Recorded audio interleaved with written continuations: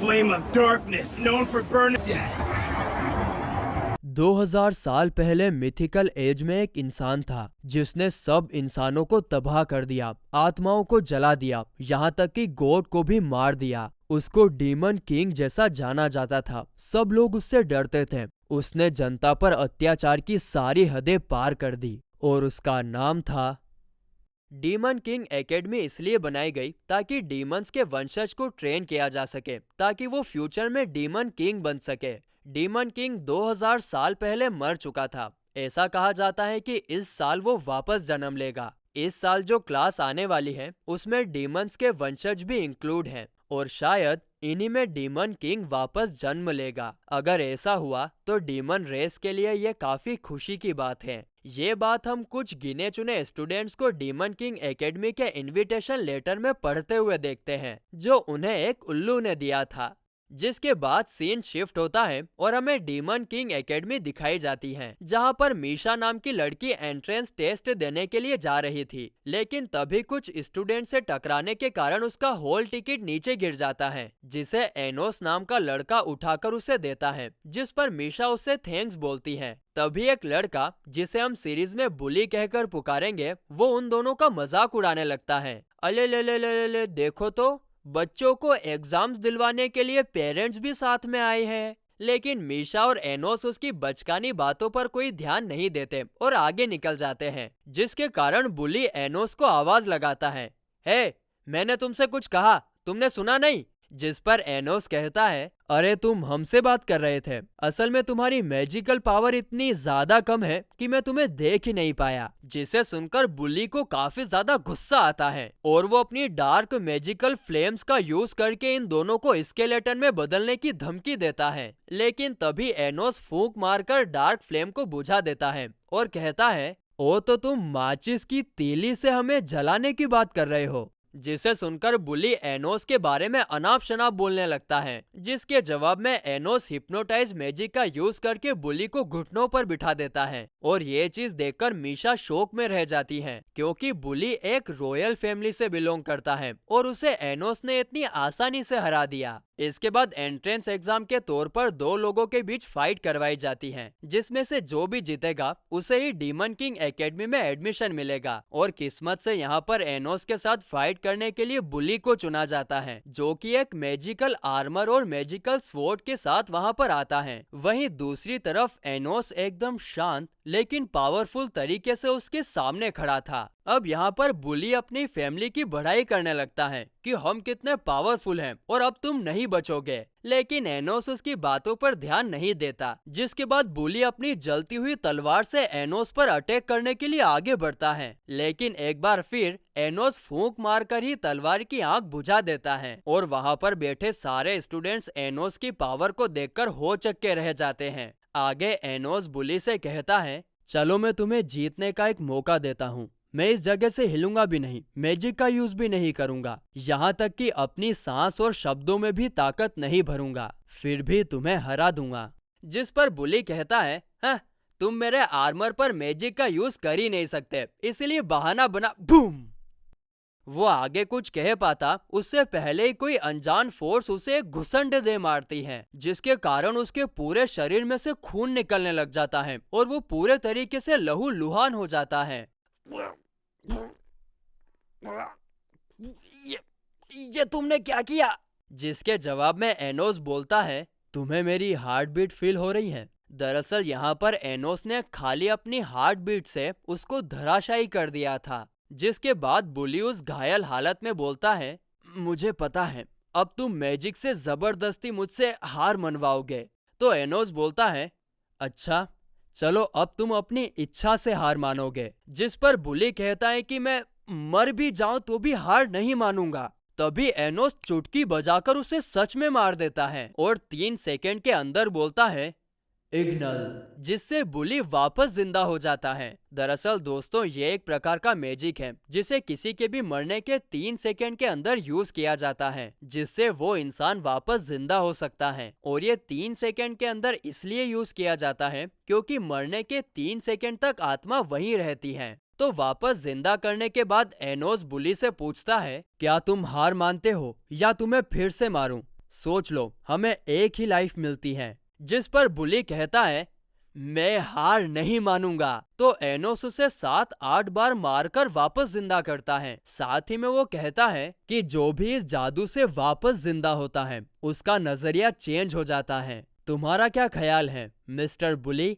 Surprisingly बुली हार मान लेता है। दोस्तों, ऐसा इसलिए हुआ क्योंकि उसने पहली बार मौत को बहुत करीब से देखा था। उसने रियल डर को देखा था और इसीलिए उसका नजरिया चेंज हो गया था। और दोस्तों, इस तरह एनोस उसे बिना जबरदस्ती किए हार मनवा लेता है। जिसके बाद मैजिकल असेसमेंट टेस्ट के दौरान जहां पर दूसरे स्टूडेंट्स के स्कोर 200 से 300 के बीच आ रहे थे, वहीं पर मीशा का स्कोर 1 लाख के ऊपर आता है। और एनोस का तो पूछो ही मत, उसकी पावर इतनी ज्यादा थी कि जो क्रिस्टल मैजिक कैलकुलेट कर रहा था वही ब्लास्ट हो जाता है। इसके बाद एप्टीट्यूड टेस्ट में भी मीशा और एनोस काफी आसानी से पास हो जाते हैं। अब सब कुछ खत्म होने के बाद एनोस और मीशा एकेडमी के बाहर मिलते हैं। एनोस मीशा को अपने घर पर डिनर के लिए इनवाइट करता है। वो कहता है कि मीशा को देखकर उसकी मोम काफी ज्यादा खुश होगी। जिसके बाद एनोस टेलीपोर्टेशन मैजिक का यूज करके मीशा को अपने घर लेकर आता है। तो वहीं घर के अंदर एंटर होते ही एनोस की मोम उससे एंट्रेंस टेस्ट के रिजल्ट के बारे में पूछती है, जिस पर एनोस कहता है कि वो पास हो गया है। जिसे सुनकर उसकी मोम काफी ज्यादा खुश होती है और कहती है कि जन्म लेने के 1 महीने के बाद ही तुमने डीमन किंग एकेडमी में एडमिशन ले लिया। जिसे सुनकर हम समझ जाते हैं कि एनोस अभी 1 महीने का ही है, लेकिन समहाउ उसकी ग्रोथ बाकियों के मुकाबले काफी ज्यादा तेजी से हुई है। अब ऐसा क्यों हुआ उसके बारे में तो हमें आगे के एपिसोड में ही पता चलेगा। जिसके बाद एनोस अपनी मोम को मीशा से मिलवाता है, जिसे देखकर मोम खुशी के मारे कहती है, अरे वाह बेटा, अभी तो तुम 1 महीने के ही हो और अभी से तुम अपनी वाइफ को घर भी लेकर आ गए। तो वहीं एनोस के डैड तो उसकी मोम से भी 1 कदम आगे निकलते हैं, जो मीशा के बारे में जानकर कहते हैं, ये हुई ना मर्दों वाली बात बेटा।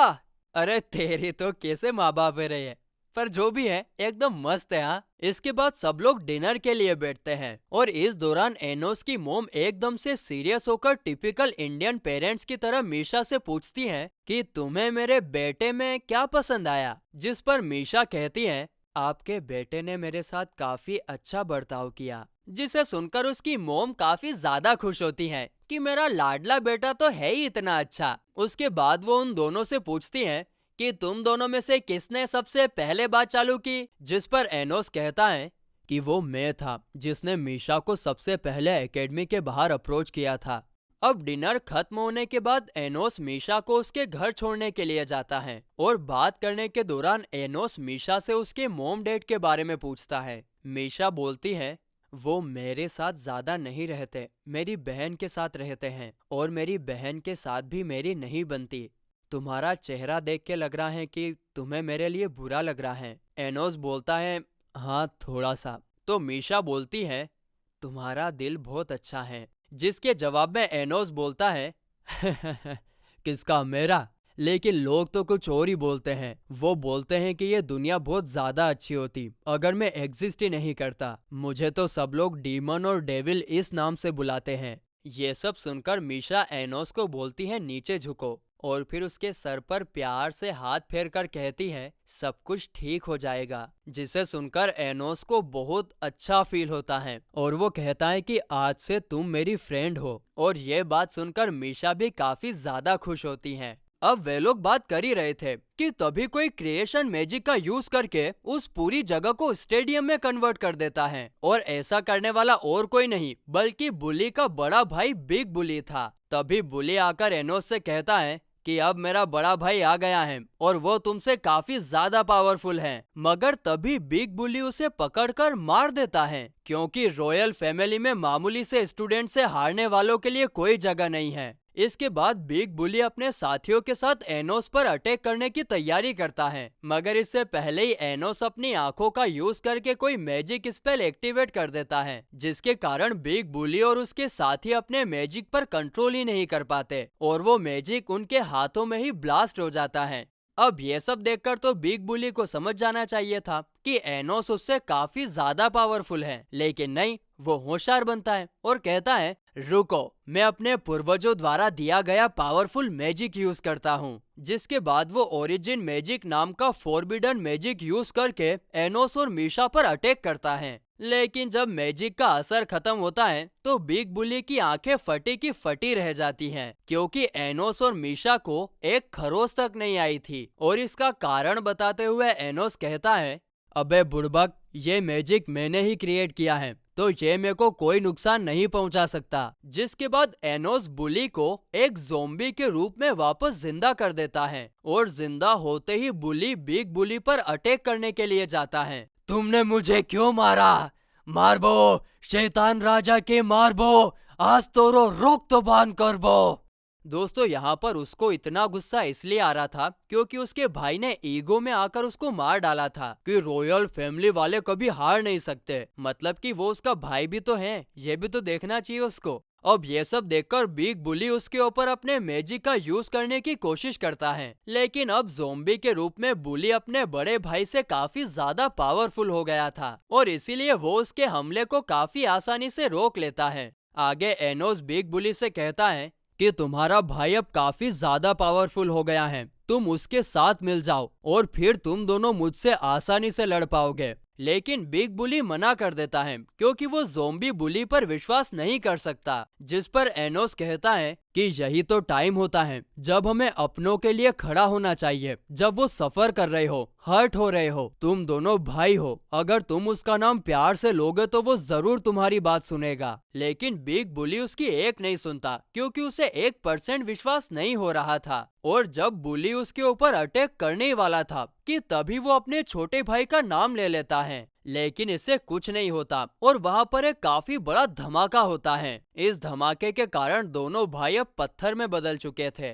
ये देखकर एनोस कहता है, इंसानी रिश्ते काफी दिखावटी हो गए हैं, ये अपने भाई को प्यार से बुला ही नहीं पाया। जिसके बाद एनोस दोनों भाइयों को फिर से जिंदा करता है और फिर जाते जाते उन लोगों को बताता है कि वो और कोई नहीं बल्कि उन दोनों का पूर्वज 2000 साल पहले का डीमन किंग है, जिसने इस टाइम में पुनर्जन्म लिया है। और फिर गाइस, इसी के साथ ये एपिसोड यहीं पर खत्म होता है।